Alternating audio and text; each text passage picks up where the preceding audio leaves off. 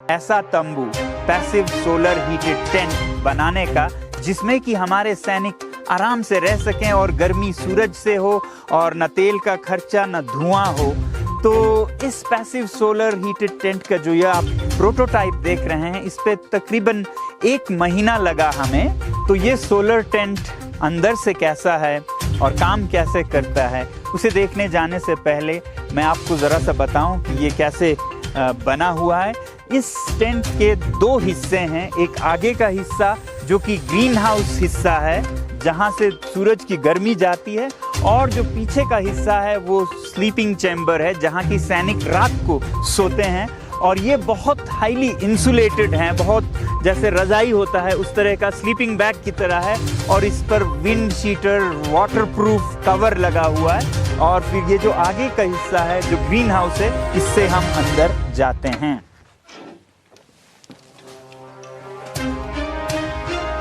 तो ये है पैसिव सोलर हीटेड टेंट। इस टेंट या तंबू के 2 खास हिस्से हैं। एक जो कि स्लीपिंग चैम्बर है, एक सोलर लाउंज यानी कि शयन कक्ष और विश्राम कक्ष। यहाँ पर सैनिक दिन में आराम से खुले में बैठ के अपने काम कर सकते हैं, हथियारों का सफाई वगैरह। और दिन में बहुत ये गर्म रहता है, मगर रात में नहीं। और फिर रात में ये कक्ष जो इसका उत्तर का हिस्सा है वो गर्म होके गर्म रहता है, तो वो यहाँ उनका सोने का हिस्सा है। अब ये पूरा टेंट कैसे गर्म रहता है, इसके 3 तरीके हैं। एक है कि दक्षिण दिशा से सूरज की किरणें आए, जैसे इधर आ रही हैं, वैसे ही ये जो दीवार है ये इसका दूसरा हिस्सा है। पहला हिस्सा दक्षिण से धूप आए, दूसरा हिस्सा वो धूप इस दीवार में, जो ये शयन कक्ष की दीवार देख रहे हैं, वो एक हीट बैंक है। इसमें वो गर्मी जमा होके रहे ताकि वो रात को उपलब्ध हो, जबकि गर्मी की सबसे ज्यादा जरूरत हो। तो दिन की गर्मी रात तक इस दीवार में कैद रहे या जमा रहे, संचित रहे। ये इस दीवार में हम पानी का प्रयोग करते हैं और भी कुछ मटेरियल्स का, और इसको पॉलीकार्बोनेट के पारदर्शी परतों से ढका गया है, जिसमें से धूप जा सकती है मगर गर्मी वापस ना आए।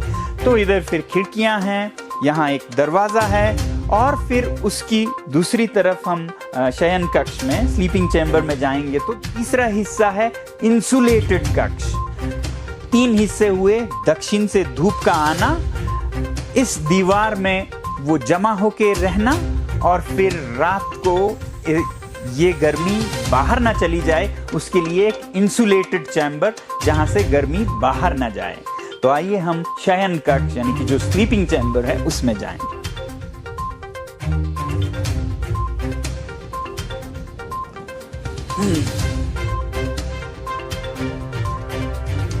तो ये है पैसिव सोलर टेंट का नॉर्दर्न यानी कि उत्तर का हिस्सा, जहां से धूप नहीं आती है मगर अंदर की गर्मी बाहर जाती है। तो इसमें मोटे परत लगे हैं, जैसे आपके स्लीपिंग बैग्स में होते हैं।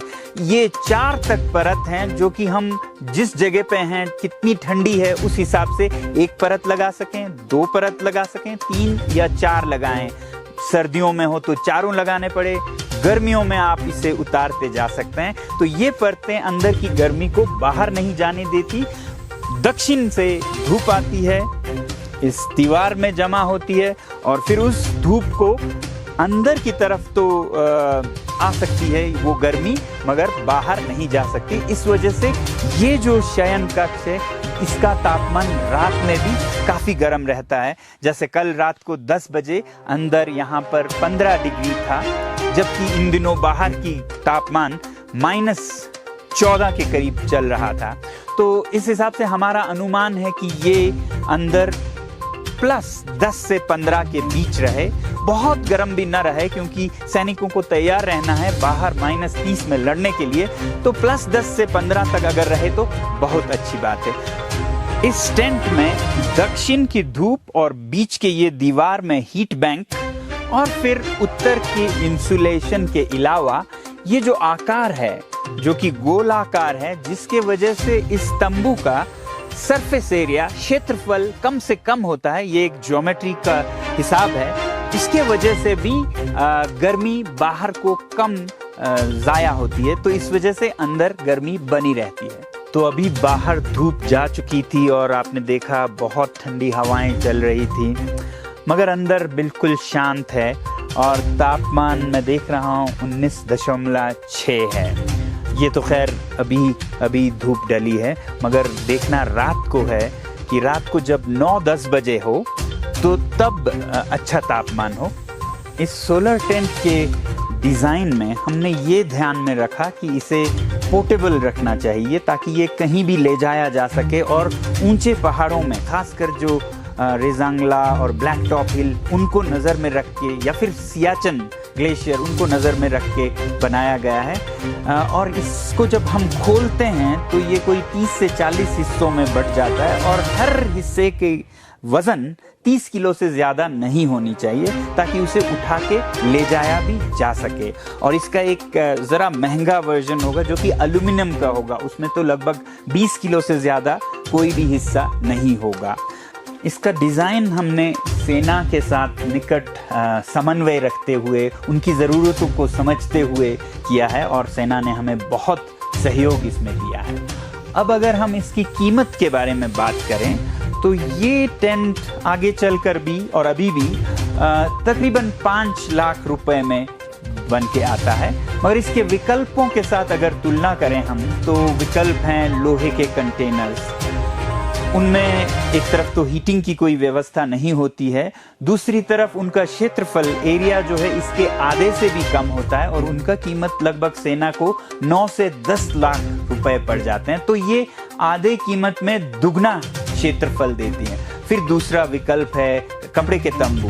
वो तो सस्ते होंगे मगर बहुत ही ठंडे भी होंगे। इसी प्रोजेक्ट को अगर एक सरकारी लैब में एक रिसर्च प्रोजेक्ट की तरह किया गया होता तो शायद आधे से 1 करोड़ तक लग जाता। हमने यहाँ पर इसे बहुत ही कम खर्चे में किया और 1 महीने में डेवलप किया। और इसका खर्चा हमने सरकार से नहीं लिया, बल्कि ये जो परियोजना है ये मेरे अपने खर्चे से एक सेना के लिए भेंट या तोहफा के रूप में करने का हमने सोचा है। और अब हम बाहर आ गए हैं इस तंबू के। काफ़ी हवाएं चल रही हैं और काफ़ी ठंड है यहाँ पर। तो जाते जाते मैं ये बताऊं आपको कि इस तंबू का फ़ायदा सैनिकों को तो होगा ही, देश के खर्चे भी बचेंगे ही, मगर सबसे ज़्यादा फ़ायदा होगा आपको, हमें, खासकर लद्दाख के लोगों को और लद्दाख के तमाम पशु पक्षी फूल पौधे धन्यवाद करेंगे हमारे देश को। बताता हूँ वो कैसे। अभी जिस तरह से हमारे सैनिक और फिर चीनी सेनाएं और दुनिया की सारी सेनाएं जिस कदर से तेल जला रहे हैं उससे बहुत भारी प्रदूषण हो रहा है। भारतीय सेना ही लद्दाख में सालाना 1 लाख किलोलीटर का प्रयोग करती है ईंधन का, जिससे कि तकरीबन 3 लाख टन कार्बन डाइऑक्साइड हवा में जाता है, जिससे कि जलवायु परिवर्तन होता है, जिससे कि आप दिल्ली में महसूस करते हैं और समुद्र तल पर, और हम लद्दाख में ग्लेशियर्स का पिघलना, तमाम सिस्टम्स का बिगड़ना देख रहे हैं। तो हमारी उम्मीद है कि अगर हमारे सैनिक ऐसे तंबुओं का प्रयोग करते हैं तो भारी मात्रा में तेल के प्रयोग में कमी ला सकते हैं। वैसे ही मैं तो चाहता हूं कि चीन के सैनिक भी, जिनको वहां भी उन्हें ठंड लगती होगी, उनका भी बहुत खर्चा है, प्रदूषण तो फिर चाहे चीनी हो या भारतीय हो सबको भुगतना पड़ेगा। मुझे उम्मीद है कि ऐसे आविष्कार का फ़ायदा हमारे सैनिकों को मिले, हमारे आबो हवा को मिले, और हमारे ही क्यों, चीन की तरफ भी वहाँ की हवा भी साफ रहे, वहाँ के सैनिक भी इसका इस्तेमाल कर पाएँ, क्योंकि वो भी इंसान है, उन्हें भी ठंड तो लगती ही होगी।